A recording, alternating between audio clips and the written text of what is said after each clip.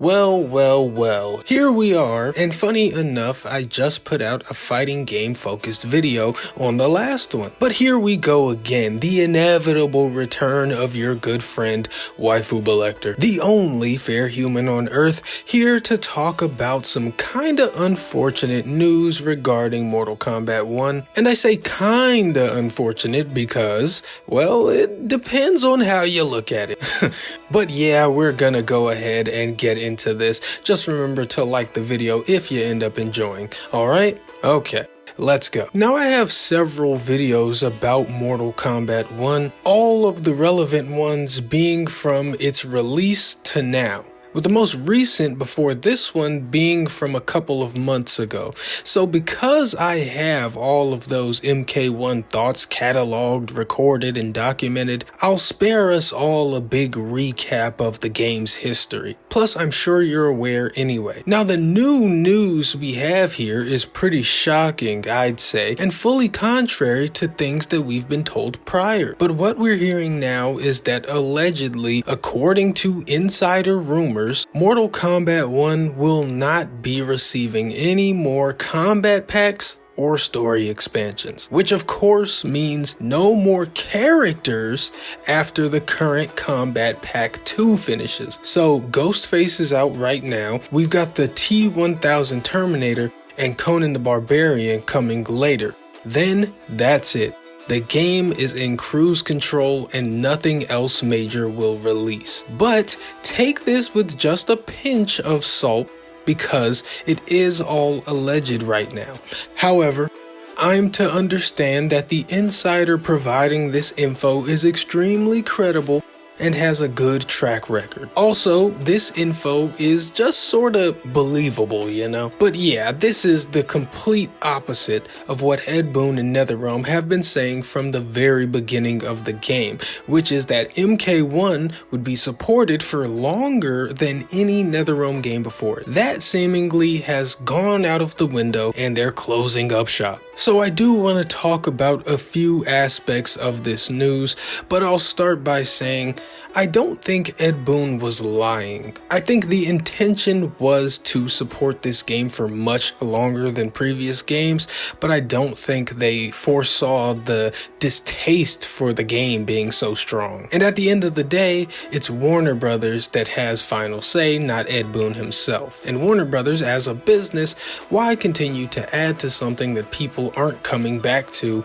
if you can just start over with something stronger overall? You know, and that's the thing. At Warner and NetherRealm, they must have been seeing that whatever DLC they've been dropping has not brought players in or back in any way meaningful enough to justify the continued service of MK1. In fact, our insider/leaker here claims that Combat Pack 3 and Story Expansion 2 were in development, but were recently cancelled due to the low sales of the Chaos Reigns expansion, all of which sounds very believable. So much so that before this information, had you asked me, I'd have guaranteed you that a Combat Pack 3 and a second story expansion were coming based on the commitment to continue service of the game. So I'm not surprised that they existed in some capacity. And while I admittedly didn't give much thought at all to the possible sales of Chaos Reigns, I just didn't think about them really, it's completely unsurprising that it sold poorly. As we all know, MK1 had pretty poor reception from launch,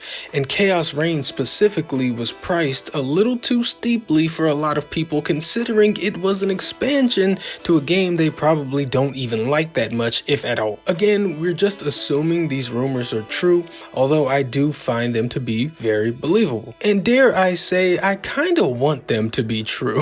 In fact, in my last MK video, I said if it were up to me, I'd scrap all the upcoming MK1 content and put NetherRealm to work on Injustice 3. So this would be partly in line with my desires if true. But yeah, despite the promises of a long life, if you're now asking yourself how we got to a point where MK1 will end around the same time as any other NetherRealm game, the answer is not complicated. Fans don't want the game to keep going, and to prove that, they did the thing. They voted with their wallets. The only thing these businesses understand. So yeah, all of those plans of longevity are in the fucking incinerator. The better question though is, where do we go from here? Well, we're not exactly done yet. As I said, we've still got the 2 final characters who need to release, and our insider says some cameo fighters might still come out beyond Kombat Pack 2 because they already have so much work done. On top of that, I'd expect a couple of sizable balance patches to happen at some point as well, but for all intents and purposes, we're coming up on the end, which in this case would be with the release of either the T-1000 or Conan, whichever drops last. I think Conan maybe, I don't know. And what is NetherRealm gonna do after that? Are they just gonna do another Mortal Kombat 2 or 13 or whatever the fuck? A third Mortal Kombat in a row, no Injustice? Well, I kinda don't think so, because they skipped the natural alternation pattern, and instead of Injustice 3, they did this MK1. And look where that got them. It got them here, the most poorly received NetherRealm game and poorly selling NetherRealm Mortal Kombat game. So maybe it wasn't worth skipping Injustice 3. That's why I do think they'll likely not go straight for a new MK game. However, I can see a reality where they are simply desperate to repair the MK rep, so they do get right back into it with the new MK to try and undo the stain they've put on the franchise. I wouldn't call that the most likely outcome, but I could see it happening. Now you may also be saying, even if they don't do MK, that doesn't mean they'll do Injustice.